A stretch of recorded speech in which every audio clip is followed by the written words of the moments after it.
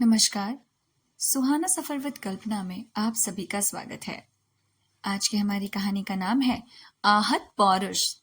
अब आपको नाम से तो समझ आ ही रहा होगा कि हम किसके बारे में बात करेंगे।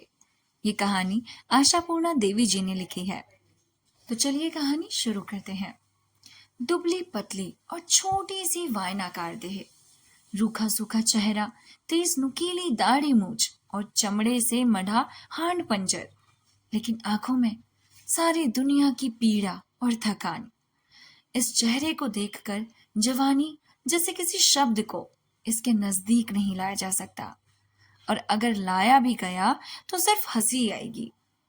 चीचलेदार की इस संभावना के बावजूद उसने कहा था, कोई भी काम जब मिलता ही नहीं है चाची, तब काम अच्छा है या बुरा, इस बात पर सोचना ही बेमानी है।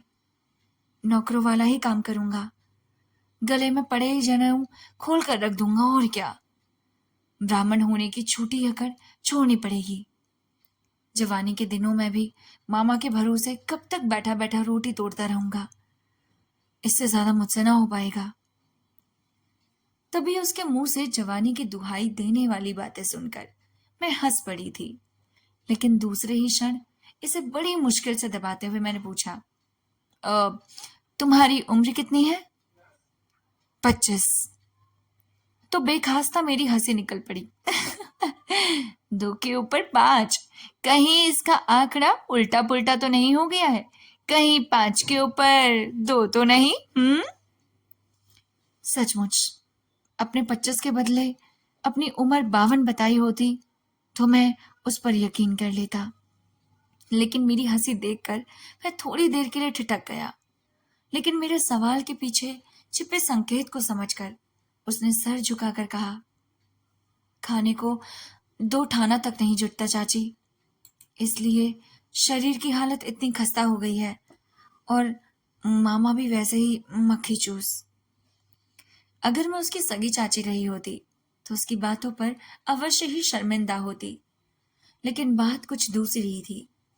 अपने गान जवार का होने के नाते और पड़ोसी होने की सुविधा के चलते यह दरिद्र ब्राह्मण संतान इस घर के मालिक को शुरू से ही चाचा और चाची कहती आया है, और तभी से एक नौकरी का जुगाड़ कर देने का विनम्र अनुरोध करता रहा है। उसे तो कुछ ऐसा ही जान पड़ता है कि कलकत्ता महानगर एक कल्प वृक्ष है, और उसमें नौकरी रूपी हजारों लाखों पके और मीठे फल लटके हुए हैं। बस हाथ बढ़ाने की जरूरत है। और जो लोग इतनी ढेर सारी किताबें लिखते हैं, उनके लिए किसी छापे खाने में एक नौकरी का बंदोबस्त करवा देना कौन सी मुश्किल बात है। लेकिन ये काम मुश्किल ही नहीं, नामुमकिन है। यह उसकी समझ से परे है, लेकिन किया क्या जा सकता है। किताबें लिख मारने वाले लेखकों की साख और धाक कितनी होती है, इसे लेखक अच्छी तरह जानते हैं। अगर ऐसी कोई मजबूरी ना होती तो उसके लिए नौकरी का जुगाड़ कर देना और बहुत कुछ मेरे ही हक में होता। अपने ही गांव जाकर के एक पड़ोसी होने के नाते इस छोकरे ने पिछले 1 महीने से यहाँ खेमा डाला हुआ है। ऐसा भी नहीं जान पड़ता कि नौकरी ना मिली तो वह अपने गांव लौट जाए, इसलिए उसे नौकरी दिलाने की कोशिश में मैंने कोई कोताही नहीं की। लेकिन नौकरी की गुंजाइश भी तो हो कहीं। दुखिया ब्राह्मण घर की औरतों और मर्दों का काम है दूसरों के घरों का खाना पकाना, और इसी में वो संतोष कर लेते हैं। जानी के घर में ही वह पला बड़ा है। मामा और मामियां भी हैं, लेकिन वैसे रसोई घर में क्या कुछ पकता रहा है कभी मुड़कर नहीं देखा होगा उसने। हमारा नेताई भी इसी में राजी था। तो फिर तभी तो उसने ये तय किया कि जनेऊ उतार दूंगा, और क्या। कहूंगा कि निचली जात का लड़का हूं, जब नौकरी ही करनी है तो इन सारी बातों का रोना गाना कैसा। जवानी तो ऐसे ही बीत चली। और तभी एक नौकरी की खबर मिली थी। घर की चाकरी ही थी। टेलीफोन पर एक सहेली की बेटी ने बताया, एक नौकर चाहिए मौसी, मिल जाएगा? नौकरानी नहीं, नौकर चाहिए, जीना दुबर हो गया है। और कहते कहते उसका आधा गला रुंध गया। निताई पास ही खड़ा था और मैंने रिसीवर पर जो कुछ कहा वह सुन रहा था। मेरे रिसीवर रखने पर उसने छूटते ही कहा, ठीक है चाची, मुझे भेज दीजिए, मैं चला जाऊंगा। मैंने अनाकानी की थी। कहा, देख निताई, ऐसा है कि उन्हें एक नौकर की जरूरत है, मोटा मोटा काम करना पड़ेगा। वो तुम्हें जूते झाड़ने को कहेंगे, गंदे कपड़े साफ करने को कहेंगे। निताई ने गर्दन झुकाकर कहा, सो तो कहेंगे ही चाची, मैं तो ये सब जानबूझकर ही स्वीकार कर रहा हूँ। देखो बेटे, ऐसा ना हो कि अपने मान सम्मान की बात तुम्हें छू जाए और तुम दुखी हो जाओ, समझ गए ना? मैंने देखा कि निताई अपनी बात पर अड़ा है। उसने दृढ़ता से कहा, अरे नहीं चाची, जब स्वीकार कर लिया तो पीछे क्यों हटने लगे भला?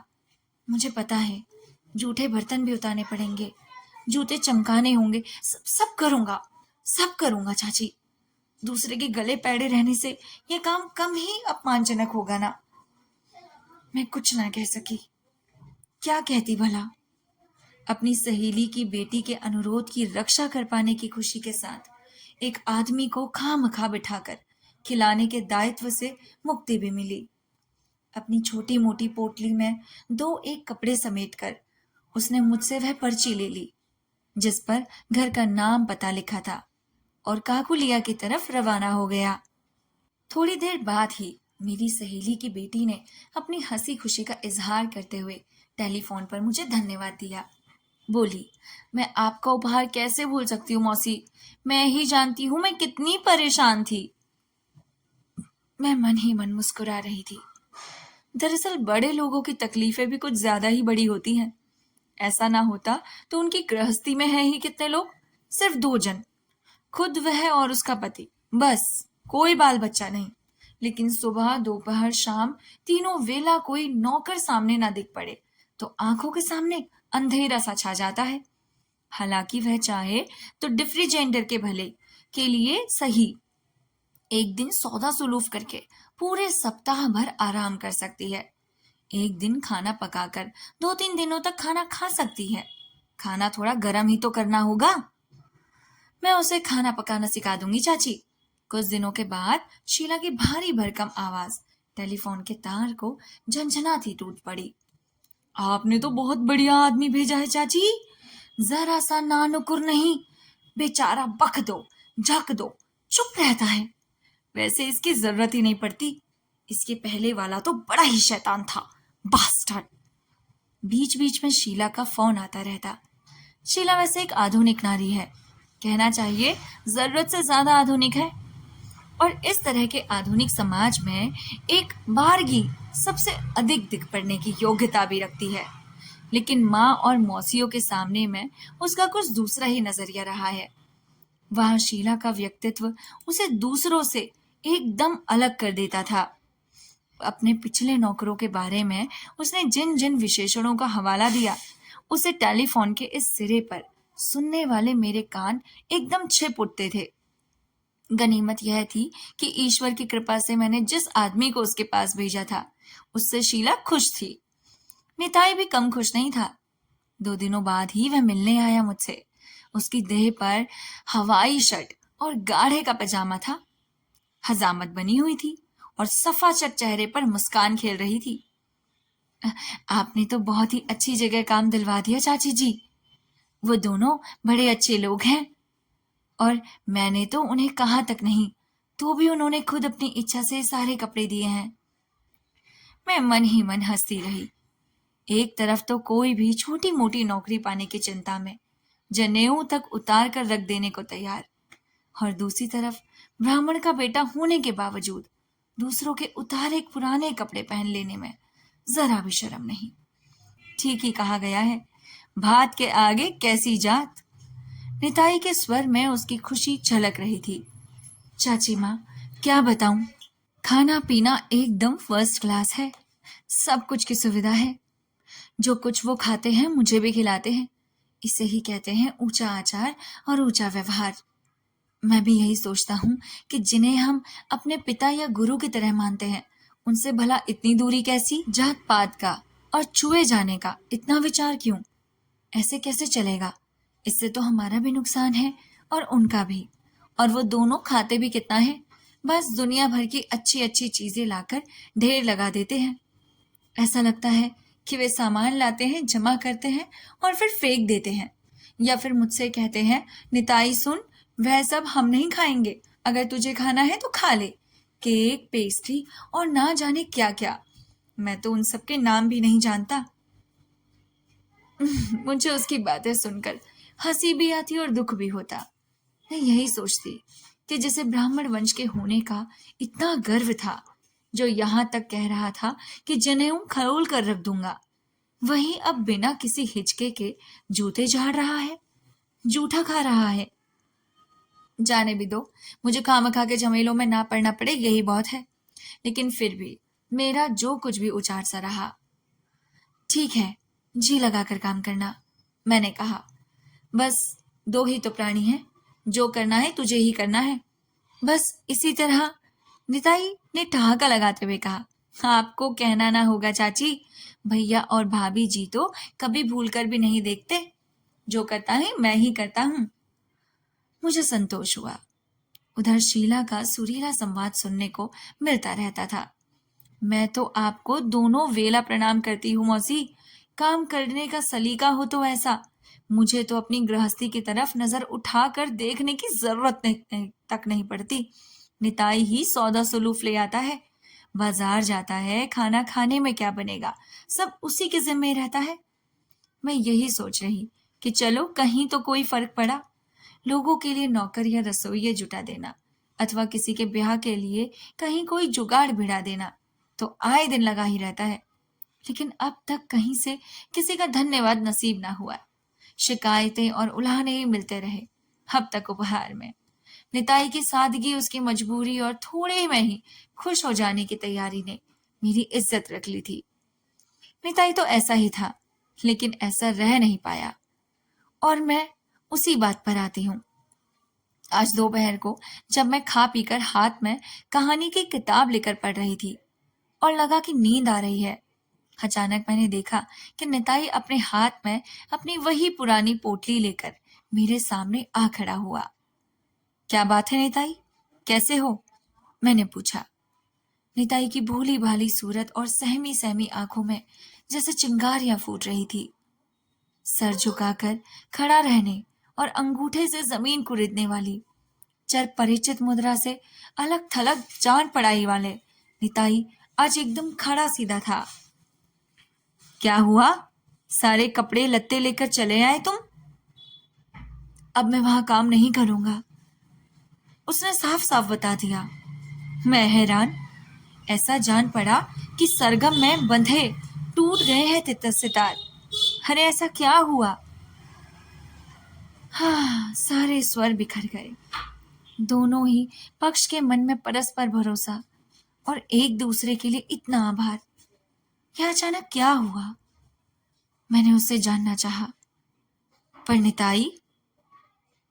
निताई चुप रहा। ऐसा जान पड़ा कि वह किसी कारणवश अपमानित हुआ है। नौकर चाकर की जात ही ऐसी होती है। 1000 बार अच्छा काम करो, बढ़िया स्वभाव बनाए रखो, लेकिन जरा सी गांठ पड़ गई कि नौकर से जवाब। निताई कोई भूखा तो नहीं मर रहा था, लेकिन उसकी ऊबड़ खाबड़ हाथ पंजर की खाल जरूर भर रही थी। मैं अपनी झूंझल को रोक ना पाई।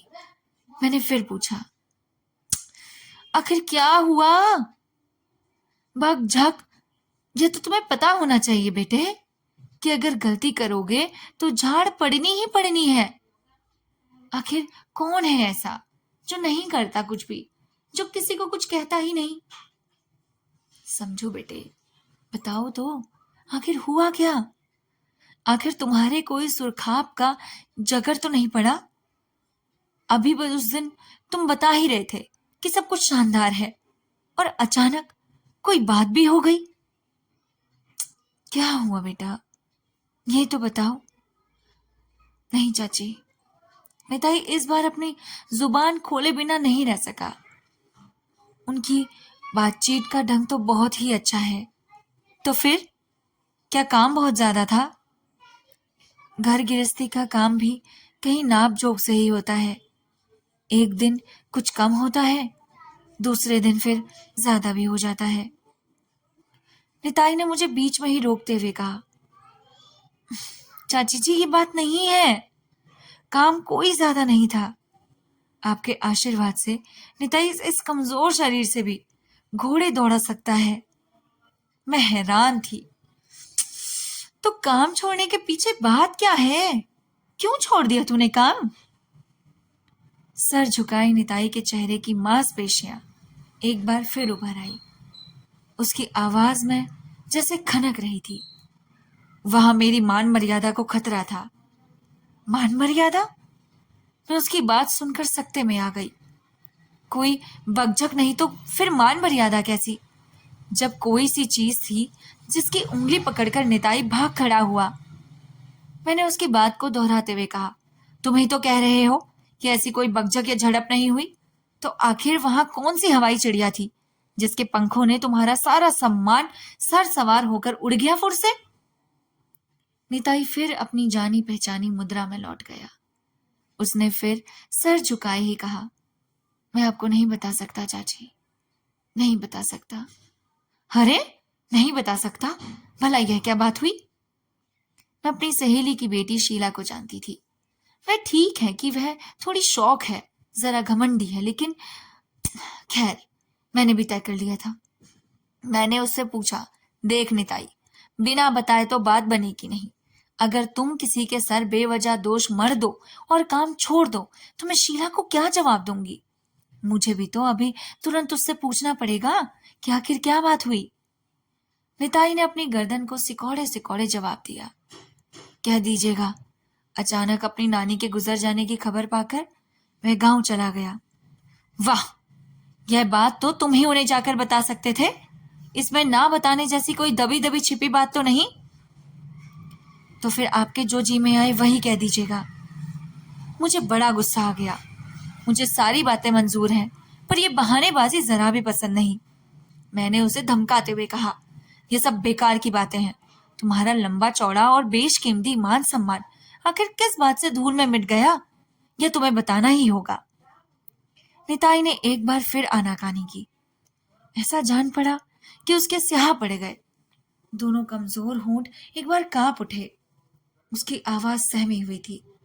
वे दोनों बहुत ही अच्छे हैं चाची, बहुत ही अच्छे, लेकिन वे मुझे आदमी नहीं समझते शायद। मैं भले ही गरीब, अनाथ और मूर्ख हूं, लेकिन कोई बच्चा तो नहीं। आखिर 25 साल का जवान हूं। वे दोनों मर्द औरत का सारा खेल मेरे सामने ही। कुछ बताने से पहले उसके होठ चुप हो गए। ऐसा लगा कि उसकी आवाज चुप गई। मैं भी खामोश हो गई, कहना चाहिए स्तब्ध रह गई। इस बीमार और कमजोर सी लगने वाली छोटी सी बौनी आकृति से मैं आंख न मिला पाई। सारा कुछ बड़ा ही अजूबा और अनोखा जान पड़ा, अविश्वसनीय भी। लेकिन तो भी मुझे ये जान पड़ा कि उसने कहीं और जख्म जरूर खाया है। एक ब्राह्मण की संतान होते हुए भी वह नौकर का काम कर सकता है, झूठा खाना खा सकता है, दूसरों के उतारे कपड़े पहन सकता है। उसमें कोई मान सम्मान हानि नहीं होती। उसकी मर्यादा तो तब भंग होती है जब उसकी जवानी की अनदेखी और अवहेलना की जाती है। अपने को एक जवान आदमी के रूप में प्रस्तुत कर पाने की निताई की कोशिश पर आज मेरी हंसी नहीं छूटी और मैं उसके आहत पुरुष की तरफ आंख उठाकर देख ना पाई। मुझे ऐसा जान पड़ा कि स्याह आंसू चुहचुहा रहे हैं उसकी आंखों में, सुलगते और खौलते आंसू। और ये कहानी यहीं पर ही खत्म हो जाती है। मिलते हैं आपसे नेक्स्ट स्टोरी के साथ। ये कहानी आपको कैसी लगी? अपेक्षा है मुझे कि आपको अच्छी ही लगी होगी। मुझे कमेंट करके जरूर बताइएगा। आपके कमेंट्स का बेसब्री से इंतजार है।